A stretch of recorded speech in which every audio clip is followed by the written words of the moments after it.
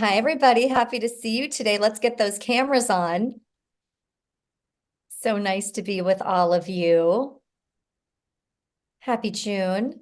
I like all your smiles. Nice to be here with all of you today. I'm Gretchen Heido. I'm a master coach. And I love doing the business building SIG because many coaches know how to coach, but they do not know how to make a living at coaching. And I find that it is just not as fun to coach if you don't know how to support yourself while you're doing it. So I would like to help all of you to be able to have successful careers in coaching that are profitable. And that's why I hold this one. So we can do one of two things today. I can take your questions about business building, and that's one way we can do it, where kind of like we usually do for those of you who've been here in the past. And we'll have kind of roundtable discussion. What is it that you want to know? Other members of the group will give feedback as well. Or we can talk about how you might craft a workshop or speech. Okay, so we're going to vote. I'm going to do it old school until you raise your hand because I'm not very tech savvy. Who wants to do just plain questions? Raise your hand. Carrie, help me count. Okay, I think almost everybody, right? Okay, maybe this. Who wants to do just the workshop?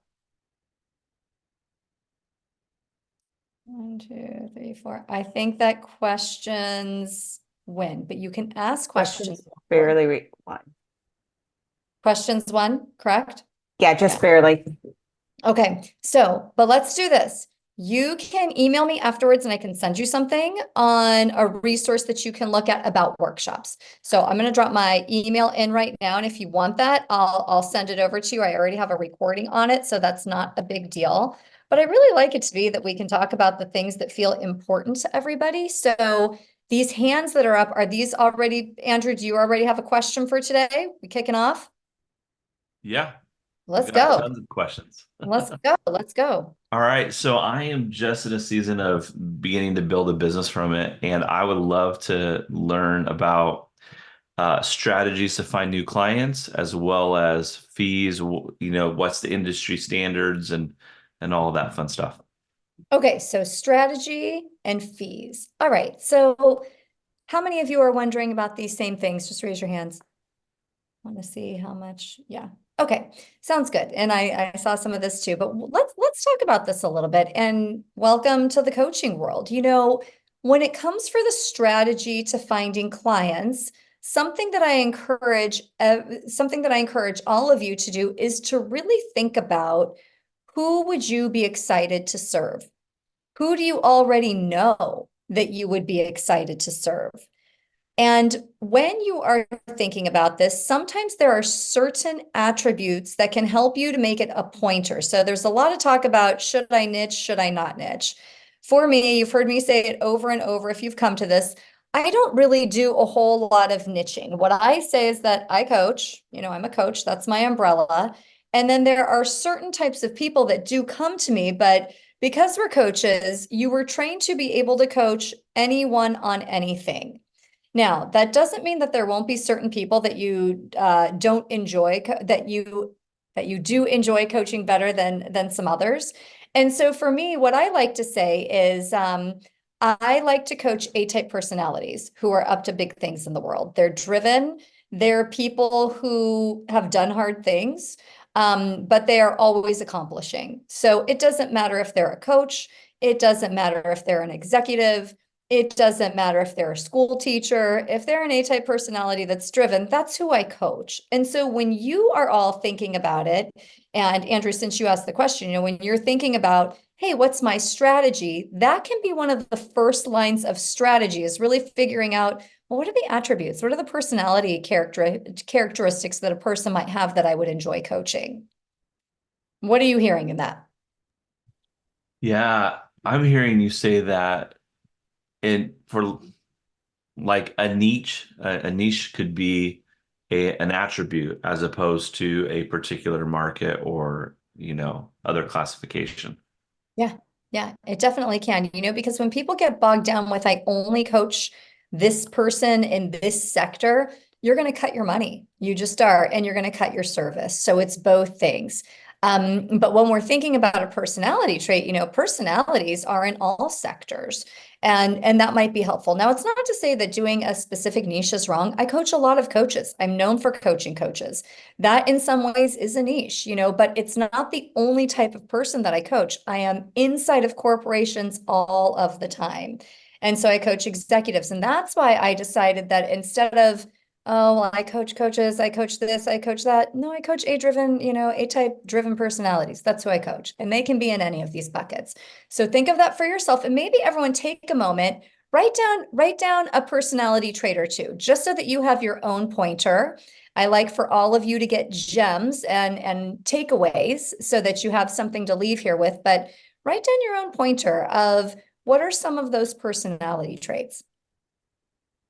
And as you're doing that, the next thing to think about with your strategy is who intuitively drops into your mind that you should reach out to.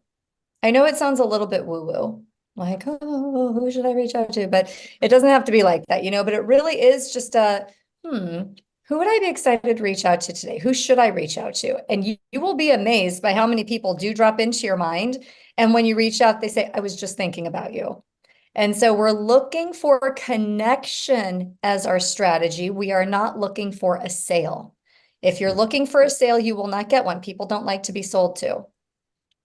Think of the timeshare. We all want that thing at the Westin for $400, but we really don't want to go to the sales part. We're trying to think of all the reasons we suddenly can't go, how to cut it short, the whole deal. No one wants that. And so you're thinking of connection and you're thinking of how can I serve?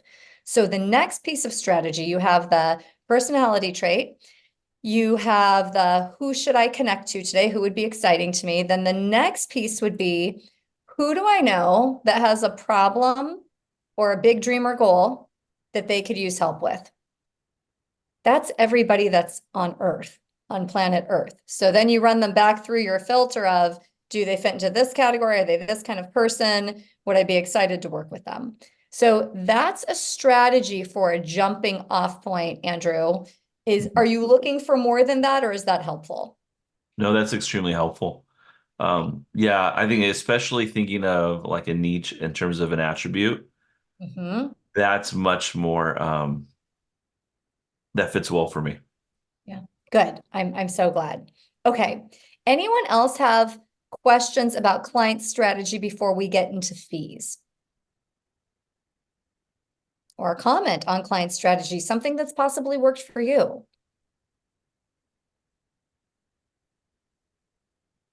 Quiet group today? One person needs to I have share a about, question. I'll Uh, share.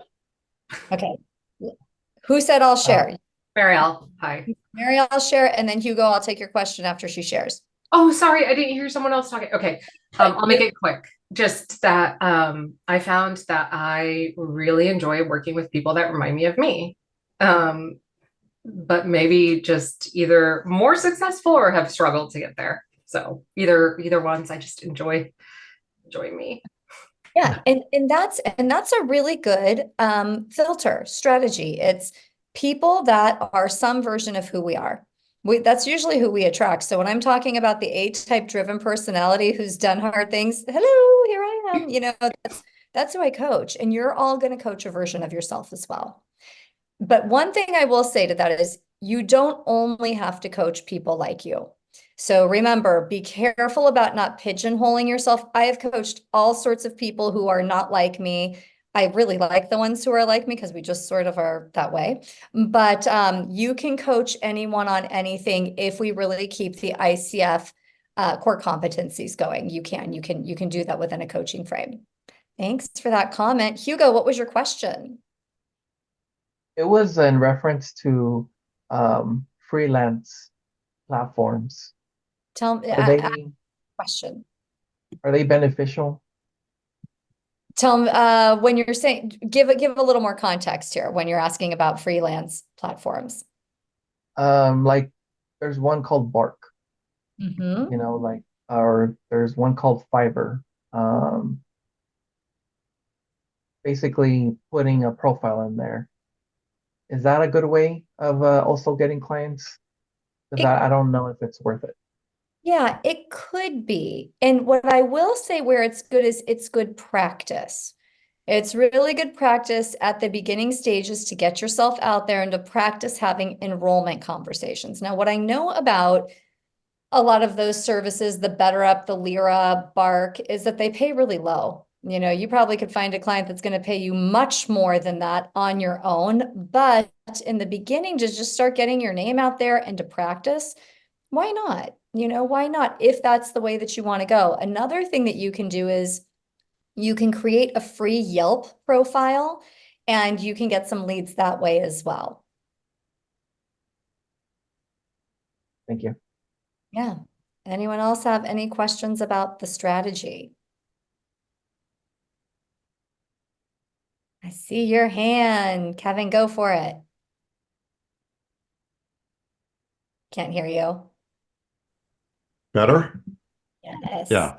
To piggyback on what you just said about the Yelp profile, that if people have not set up a Google My Business page, Yeah. that's completely free. And I've also found that that really does drive traffic. So if you're trying to get traffic and get people to have a conversation to inquire about the coaching that you provide, that's probably the easiest one to do. And you can set it up in under an hour. And we've been using it for 10 plus years. And we get several calls throughout the year for it. It's not a big driver, but it certainly helps. Yeah, and it's a driver. And so what tends to happen is when you have a few different ways that you are reaching out or figuring out how you want to do your business, be it Yelp, be it Google, whatever that might be, it's nice to have a few things that you're doing because every little bit does help. And nothing is also going to be a home run. What I have found that with coaching, it's always the conversations, it's always the reach out, it's always the connection. Okay. So then there's this question about fees. Andrew, I'm going to kick it back to you. Tell me specifically what you're wondering. Well, I always wonder if what I'm charging is in the range. Is it too high? Is it too low? And so I want to be, yeah, that's kind of what I'm wondering. Okay. Are you open to talking about what your fees are Sure. or, Yeah. okay, tell me the program that or your fee structure, like how much coaching are you offering for your fee? Yeah. Yeah. So right now, 250 per session is what I'm requesting. Okay. And usually what I'll do is I'll package it in like a 6-month program, and then there's an assessment. So the assessment is $350. Um, yeah. How much is your entire 6-month program in total? Oof. I don't know. I have Okay. to, yeah. Okay, so good. Let's pause here and talk about it. And thank you for being vulnerable and Yeah. transparent. I think fees is something everybody is interested in. Everybody's wondering about like, what am I supposed to charge? So I appreciate it when someone's willing to talk it through. Yeah. So with fees, I learned pretty early on in coaching to not do the per hour model. That coaching is not something that we want to charge per hour. We want to instead say something like tuition for this coaching package, tuition for this coaching program is. And that's why I asked you, maybe get out your calculator in a minute and figure out what your fees really are. And that way you just say a tuition price. And the reason I use the word tuition is that people are used to investing in school. Tuition, something that the brain doesn't fight against for almost anyone. They might not want to pay the number, but they realize that it's learning, it's development. Now, the other piece of this too is the number is based on how do you, it's really based, how do you feel about that number? Can you live off of that number? Is that number something that is going to stretch your client? Meaning, are they going to show up fully ready, committed, and on time? Will they do what they need to in between sessions? So the price that you pick needs to be based on a few things. You know, one is does it equal enough for you to live off of if you have however many X amount of clients are per year? And For that level, are you showing up fully committed, and will the client fully committed? And then what do you want to earn? So there's a lot of different pieces. You know, some people for their 6-month program, it's 10K, and that's 12 sessions. Some people for their 6-month program, they do 18 sessions and it's 12K. You know, so it's kind of made up. When I first started, I was doing $1,800 for 9 sessions for 3 months. And then it quickly went up to $3,000 as I got good at it. But fresh out of coaching school, that I didn't really know what to do. So I just made it up and kind of went with it. Right now, though, I can tell you many, many coaches charge at least $5,000 for a 6-month package. Who can add to this pricing conversation? Can I add again? Add, yes. Well, and I think I learned from you too, Gretchen, on one of these sessions that you know what I did with my packages is I have different versions, kind of like an ABC choice that I offer. And then in the case that it's a private pay versus a corporate sponsored program, I will adjust my pricing. And so, I mean, I don't put my prices out on my website either. Because each one is tailored to the individual. And I struggled with calling it tuition, so I picked investment, but I think I respect that tuition would track with a lot more people easier. Investment sounds a little tough for some people too, especially in this market. But you know, I ended up charging $4,000 for a 6-month, and I kind of kicked myself for it because that client totally would have paid more. And I think she actually would have paid my corporate rate. Yeah. And so that's a really good notice. I also do not put my fees anywhere. When I'm talking to a person and assessing who they are and where they are, I like to make sure that that it's tailored to them. Now, I basically know what my fees are going to be, whether it's corporate or an individual client. And for everyone here, have your number ready and be willing to play with it. You know, just get really good at saying it, asking for it, being quiet after you say it, and remembering that you're not selling coaching per session. What you are selling and the way you are serving is by helping the person get to their vision. And so let me walk you through this, and we can go back to the fees and the numbers. But let's say that you have a potential client. You have done that first 30-minute intro call. You've gotten to know each other. You haven't coached them yet, but you have a lot of information about them and who they are. You should be able to reflect back to them what their vision is. What is it that they really want? If you can't do that, means you were probably too fast, or you weren't asking questions that are going to help the person connect with you and want to work with you. And so I always have prelim questions for every single person that I'm going to talk to for the 30 minutes. It's things like, you know, what made you reach out to me right now? What are you hoping to create in the next 6 months? What have you tried? Where do you feel stuck?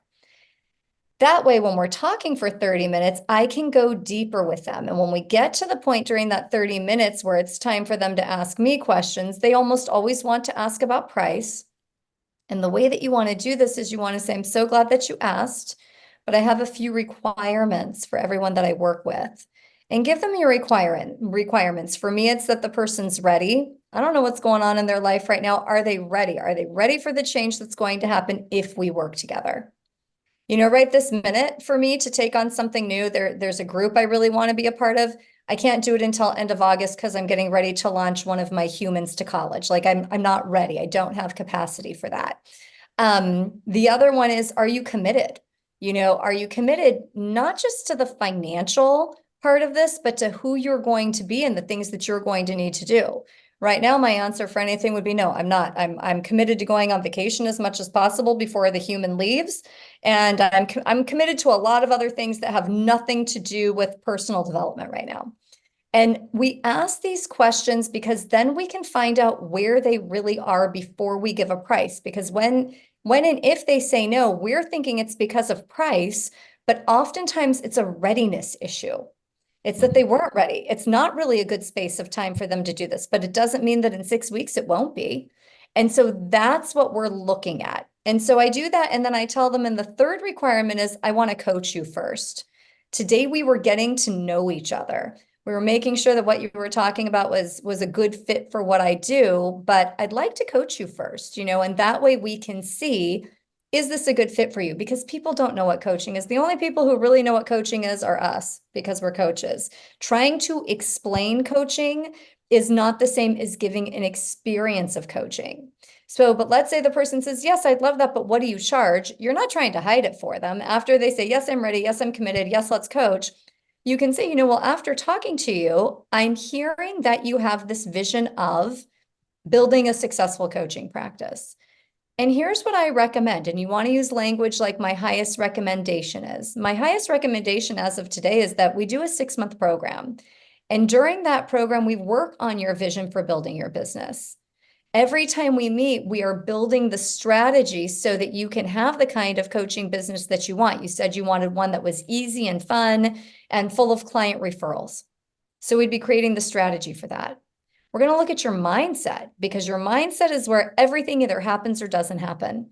It really depends on the lens that you see life through for if we're going to be able to get to that vision.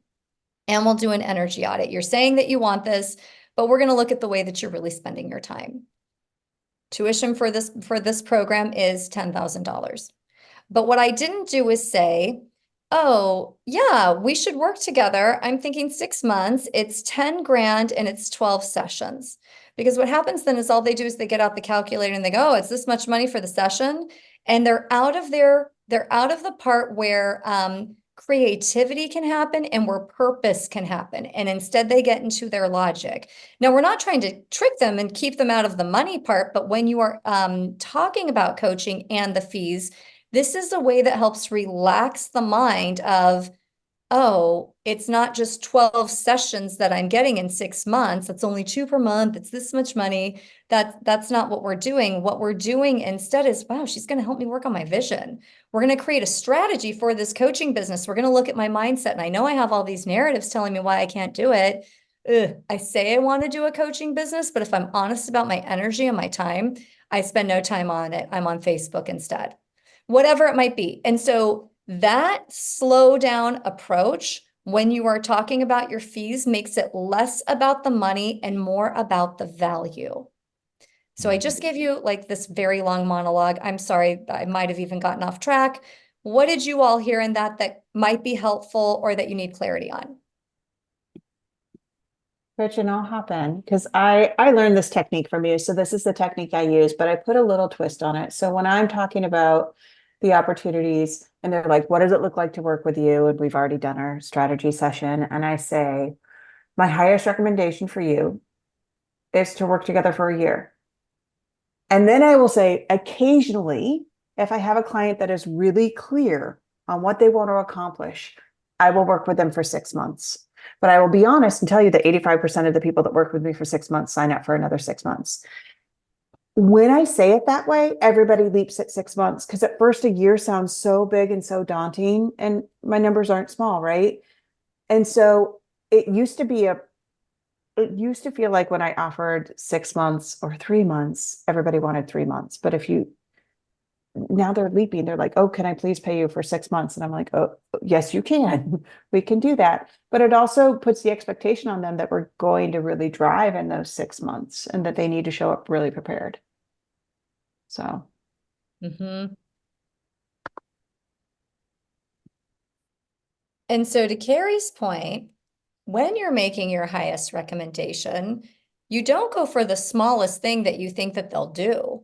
I'm not doing that either. If my highest recommendation is that we work together a year, I'll say, listen, this is the program that I think would serve you the most. It's like the nicest car that you can think of package. It has all the upgrades, it has all the special things on it, and it's a year. And it's a huge commitment. And the reason that I'm suggesting this is because your vision is so big. And with everything that you want, this is the program that would get you there. And I tell them, and it's a big number. And here it is. And then they're like, oh my God, because I never have people that don't say, wow. and that's fine. And your number should make people say, wow, that's good. You know, that gets attention, gets some attention there. It's the same thing that if they need something smaller as a starting out point, I'll say, you know, that program's not for everybody right away. Sometimes you have to work up to it. Sometimes even you go and you work with another coach before you come and work with me. Both things are fine. But when you do that, they're like, what? You know, but it's true. So again, this isn't a sales tactic. A lot of times people do have to work up to working with me or to working with Carrie. You know, as master coaches and being in this for as long as the two of us have and what our price points are, it's not always what a brand new person to coaching is willing to invest in. Completely okay. Completely okay. So you give permission with it, but you state it like it is. And what you don't do when they hesitate or say that's a lot of money is, oh, well, you know, I'll give you a 10% discount. Don't do that. Why would you give them a 10% discount? That's not going to get them across the line anyway. It's not about the money most of the time. It's about the narrative about the money. Hmm. Yeah. What are you hearing in that, Andrew? Well, it's super helpful. The monologue about the slowed down approach and focusing on value rather than money was, you know, yeah, super helpful. Yeah, good. Who else? What's helpful in this conversation, or what questions do you have that might be sparking? Oh, I see you waving. Go ahead, Kevin. Hey, Gretchen, how do you handle um, uh, uh, people getting out of contracts? Do you offer anything, where you realize it just isn't working? They realize it or you realize it. Do you have any of those discussions in the initial contracting phase? This is a really good question. So I make sure that I spend enough time with my potential client before they're a client to know that they're fully in. That's all that needs to happen for a contract to work. They need to be fully in. In my contract, it says there's no refunds, there's no starting and stopping. Mm. And if they want out, they can stop coaching, but I'm not going to give them their money back. When we have our very first session, I do verbal agreements and we talk about that. And we talk about how they need to be all in for coaching to work, that the results they get are 100% up to them. I'm going to come fully ready and prepared to coach, but what they do or don't do is really all in their control. You know, I'll bring the best coaching I can, but if they don't do it in between and they're not reflecting and all of that, there becomes a tendency to blame it on the coach. And what I ask them to do is anytime you want to blame your lack of results on me or somebody else, I want you to bring that narrative into our coaching session and let's see where else you're doing that in your life. That's the bigger coaching opportunity in this. Now, that isn't to say in all these years that I've been doing it, I've had, I can think of 3, maybe 5, but 3 for sure, where I was like, oh no, and I just gave them back all their money and it was fine and it was better for me to cut ties. There have been people, one that I can think of, that she was just really having a tough time and kept wondering, should she do this? Should she not? And it's when I was new and I wasn't as strong in my verbal part of it with the, hey, it's really up to you. And so we hadn't had that agreement. So we both kind of faltered around with it. So it's really important to be upfront and to be a professional when you're going over these agreements, not just expecting them to read it on the contract. Nobody really does, but instead to verbally talk about it on the onset. Okay, thank you very much. That's very helpful. Good, good. Well, something that you'd like to add about fees or what you've done or what you've charged or what you're wondering about. Gretchen, I love how you talked about using the narrative to talk about the experience, before getting to the tuition.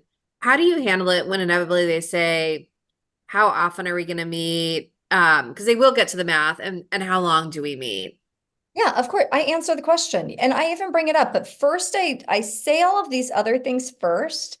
And then when I do the tuition for this program that's usually when they'll ask like, well, how many sessions of that? Oh, we'll meet 12 times. It's an hour each time. And think of me as being in your back pocket because truly for me, I only take on a certain number of clients per year or in a certain time frame.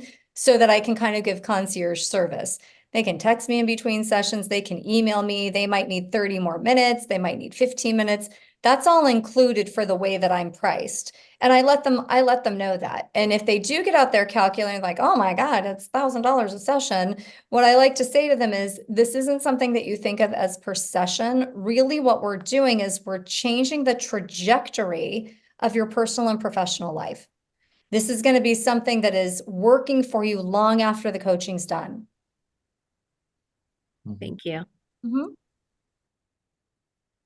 Gretchen, to hop in on what you were just talking about before about the agreements, I do the same. I set really clear agreements and I let them know that their portion is non-refundable and they need to be fully committed before they say yes. But I do put a caveat in my contract saying that if for any reason I decide not to complete the coaching, I will refund whatever sessions have not been done.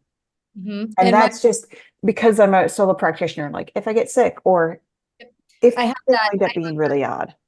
I have that in mind as well, so that for the solo practitioner part, that like if for some reason, I don't know, something terrible happens to me, that of course I will refund that unused portion. Yeah. And really rarely, occasionally somebody shows up really differently in the process than they did initially. Very So rare, but it can happen. Good. Okay, what's the next question that we have?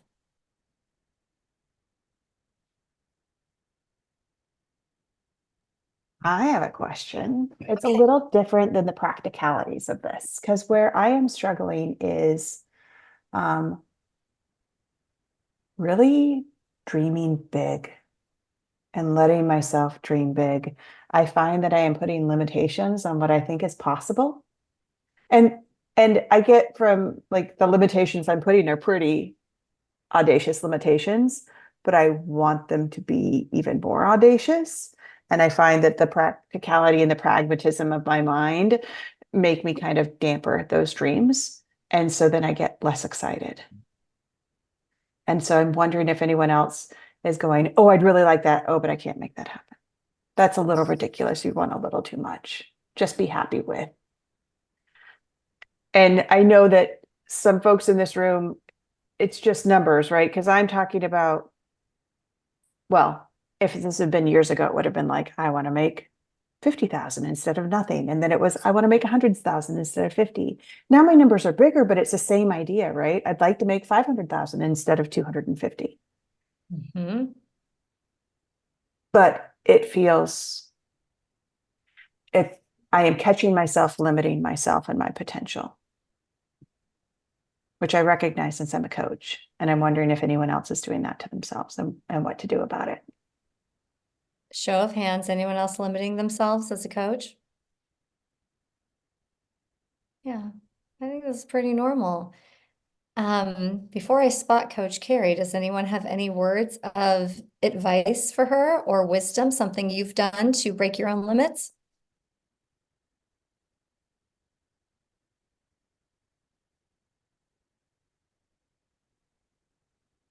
Carrie, I'll say that as I'm looking at your screen, I see that sign in the background that says "Be bold," and that just struck me of yeah, I just wanted to share that. Thank you. Gary, I would also add, I experienced the same thing as you're experiencing. And the mental block for me has been the just the number of coaches that are out there. And somehow that's that's the hamstring for me, is saying, well, there's so many coaches out there, so many people who do what I do. So therefore, I need to limit myself in some way to get the business, or I'll never reach the business that I want to have because there's so many other people doing what I do. Mm.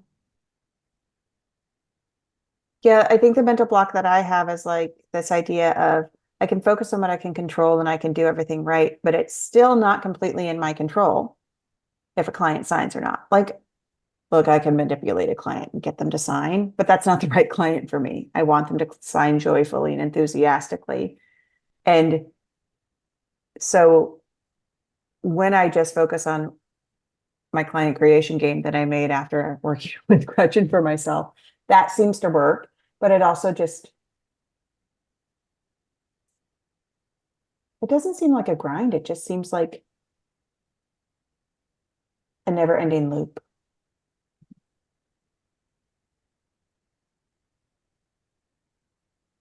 Carrie, Yes.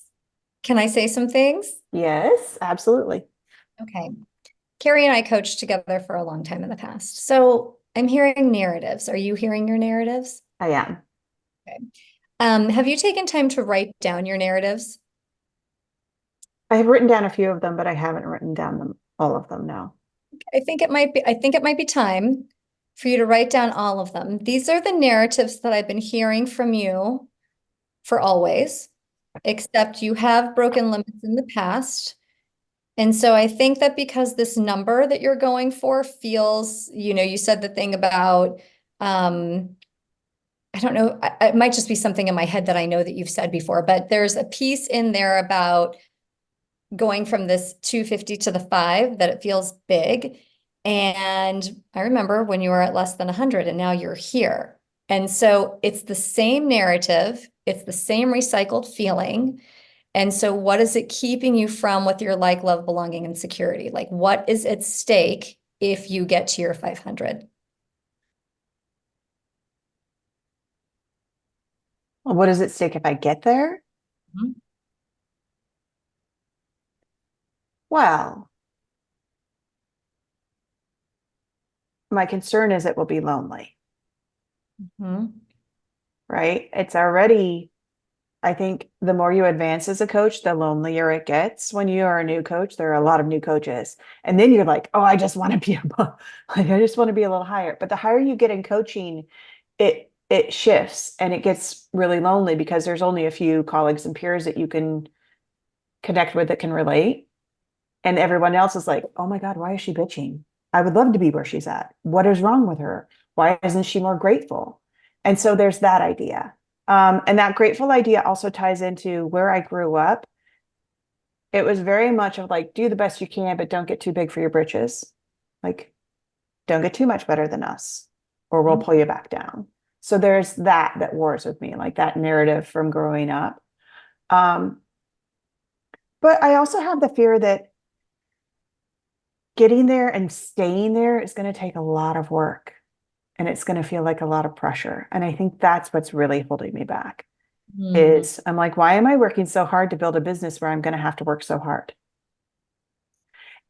And logically, I understand that there is a smarter way for me to work. I'm just not seeing it right now. From our past experiences, this was the same story you had about getting to 250. I know. So it's the, and that's where I think we need to question it. This has more to do with Alaska. This has more to do with some of those other things that you were just saying are the narratives don't get too big. We're going to pull you down than it does about the pressure and the lonely. There already is pressure and you're already lonely. So that's a piece of it if we just call it what it is. And so I think that there's something here that's deeper that we need to really expose and tug at. I would agree. Okay. Yeah. And I think it probably ultimately comes down to how it comes down to relationships and what I will lose That's why to gain what I want to gain. And well, what will I need and what will I need to what or who or how will I need to let go to get where I want to get to? and the answer might be nothing because it's a narrative. I don't think so because I am clinging to some things that don't serve me. And so, and then that's like another piece of this. And so for everyone here, and thank you, Carrie, do you see all the tentacles when we're coaching with someone? And we weren't even really spot coaching. This was like a 3-minute conversation. There's this piece here about the money and whether she was a potential client, she was telling me, no, I don't want to pay that kind of money, or this is about the money she wants to make. People have stories and feelings about money. She was going to lose something if she makes $250 more. There were things she needs to let go of. There's these old ideas about she'll be brought back down. So when we are unpacking with clients, we need to give it space. And that's what you want to do in your connection calls and in that very first coaching call so that your potential client can see the value. And when it comes to money, we never argue with a person's money story. We get in there, meet them where they're at, and explore. We're going to explore. And so for Carrie wanting to go to this next level, there's some stuff there. There's this part where she's already like a rubber band in the slingshot. You're so ready to go and just pew. But the hold back. Go ahead, Carrie. What were you going to say? I was going to say, well, that's part of where this is coming from is I was there. I had the contracts and I was like, this was going to be the year and I was going to like slingshot past that 500. And then a new mayor happened in the city that I'm doing all this coaching with and everything changed and things like that felt like sure things went away. And I was like, oh, it's not going to be that easy. Mm-hmm. Yeah. Yeah. And the narrative there about easy and hard, easy and hard, easy and hard. And Yeah. so there's just pieces to look at. And I'm happy to talk to you offline about those as well. But Thank you. that's the part. And so that was a really good real life scenario of you come to the table with your own beliefs about business. People like me can't do that. Being an entrepreneur is really hard. There's so many coaches out there in the world. What am I supposed to charge? Oh my gosh, how can you charge that much? That's so crazy. Who does she think she is? I mean, all of it, who does he think he is? All of those narratives are there. And so getting really clean in yourself and working with the coach, whether you sign up on the ICF website for the peer coaching, you do some barter coaching, you hire a coach. It's a good idea to get into a pack of coaches, a group of coaches, whether you do it through your local ICF chapter and you go to the in-person events or you hire a coach. But this is the stuff that's different than therapy.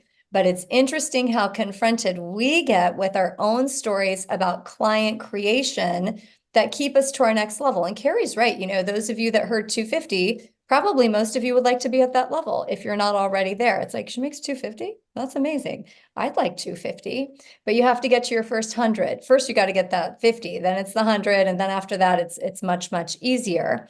But it doesn't matter which phase that you're at. It's the mindset that goes with it and the stories that go with it and what you believe about money that goes with it and what money means about who you are. That's almost always the biggest one is what does it mean about who you are? And for your clients, it becomes what does it mean about who they are if they spend this kind of money to work with you? Who's going without? What don't they get to have because they spend this? So they're looking at it as lack. And that's why I say start with the vision. This is what's going to happen if we work together. What did you guys see in this exchange with Carrie?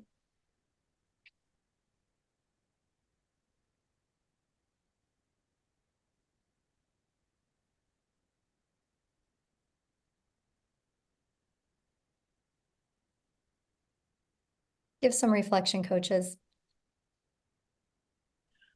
If I may, I saw some holding on to what feels comfortable, even though it's a negative, but the holding on to the negative comfortability and the having to let go. And when you had offered up that she may not have to let go of anything, that there was but yes, I really do have to give up. And what if you don't have to give up anything? So that was my noticing. Mm-hmm. And thank you, Carrie, for being vulnerable and for sharing. Yeah. Did it raise any questions for any of you when it comes to your client creation or your pricing or the big goals that you want in your own career, but you're not sure how to get there? I think it's interesting just being aware of what are our own beliefs, about some of these situations and what might be different. And maybe we need to think totally differently at times. Like I know for self, I get in my own way, right? And that's the part. It's the narrative piece that when we're working with a potential client, it's the narrative that is always going to keep them stuck. You will create whatever your narrative is. And that's where we want to show them when we're talking about, hey, this is a 6-month program, this is a year-long program, and we're going to work on your vision, we're going to create the strategy, but we're really going to work on your mindset. We're going to take a look and a listen to those narratives, those beliefs that are from so old, from the time you were young, you got these and how they have shaped you. And we're going to look at how they're either working with you or protecting you. And that's where the real service comes in. And that's where then when we say our fee, it's like, of course, that's my fee. What I just told you I'm going to do with you is magic. Yeah. Who else? We have time for one more question, I think. If we end right at 12, we have time for probably one more question.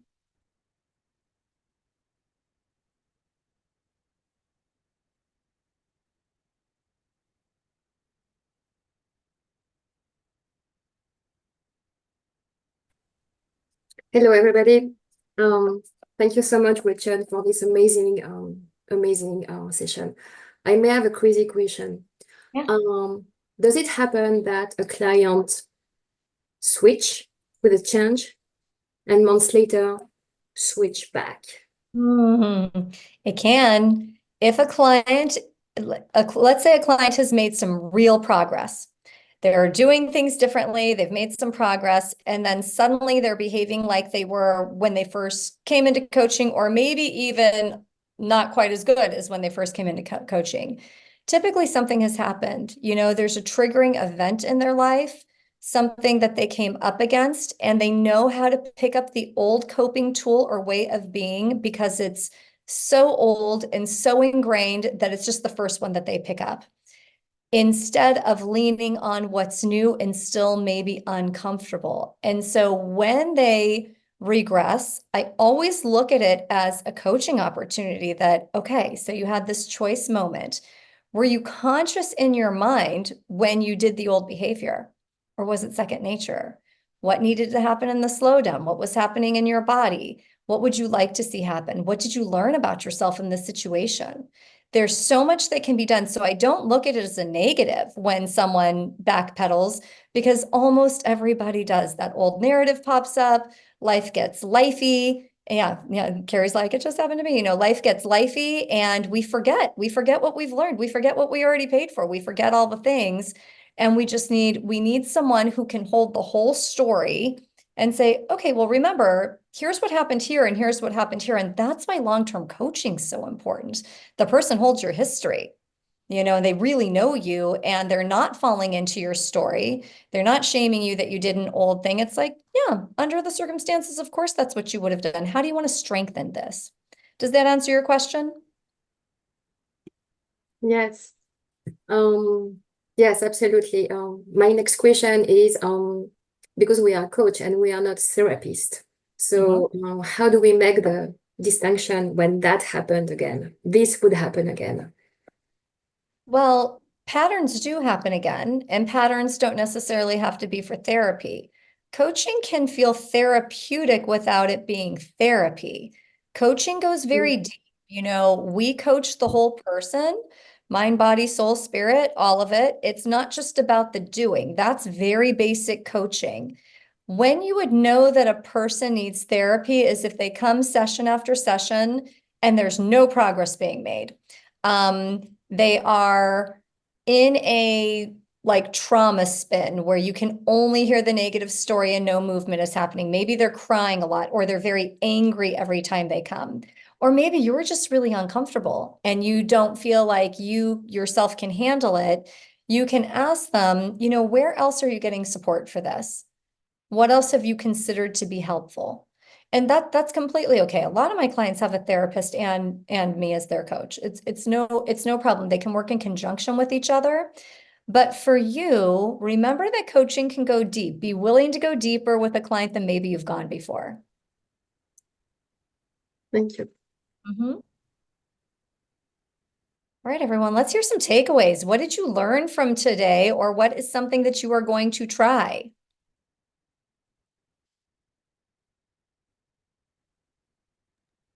For I'm gonna me, raise my prices. Raise my prices. Is that what you said? Great. Andrew, Revisit my narrative. revisit your narrative. Good. yeah, I second that. That idea that you will create whatever your narrative is. That stuck with me. Yeah. Yeah. Who else? What's something you Explore my beliefs. Explore my beliefs. Create packages. Create your package. Yep. Talk about my coaching package differently. I like that, with the vision and what's really going to be created, not with all of the, it's this many sessions. Good. One more? Someone else have something they want to add to it? Okay. Okay. Well, this was a great group session. Thank you everyone for being vulnerable. You know, Andrew, you really kicked us off with the talk about money. And Carrie, thank you for being kind of an in-person live demo that we could sort of take a look at what happens when clients come in all of the different layers. And the thing to remember here is that your clients aren't going to be one-dimensional. They come to you thinking they want one thing, and all you're doing is cracking the surface of it. It's like opening up the can, but there's more inside. And we never want to stay at the surface. People don't come back for that kind of coaching. So when Carrie and I were saying we work with our clients for a year, sometimes more, it's because we don't really care about that surface part. It's like, that's nice. That's a good facade. Glad that you're there and you've got all that protective energy. Let's go lower. Let's get in there. And that's the piece that really ends up serving your client and makes you great at client creation, because then you get referrals. You've done something different with this client than just goals. You know, goals are great. People want to meet their goals, no problem, but that's not what's the most important. So I'm glad that you were all here. Always happy to be with you. I dropped my email in the chat. I know some of you put your email addresses in there. Please just email me directly if you either wanted to get in contact with me, you wanted that workshop resource, because I'm worried I'll miss some of the ones that requested it. The other thing too is, if you are at a point where you're ready to build your coaching business and you could use some help with that, reach out to me. This is one of my specialties. It's something that I do with coaches. And so you can reach out and we can talk as well about what that might look like for you. Really, really glad to see all of you. And I hope that you have a wonderful summer, and we'll be seeing you again. I think the next one's September. So we'll see you again then. Have a great summer. Reach out to me if you need anything.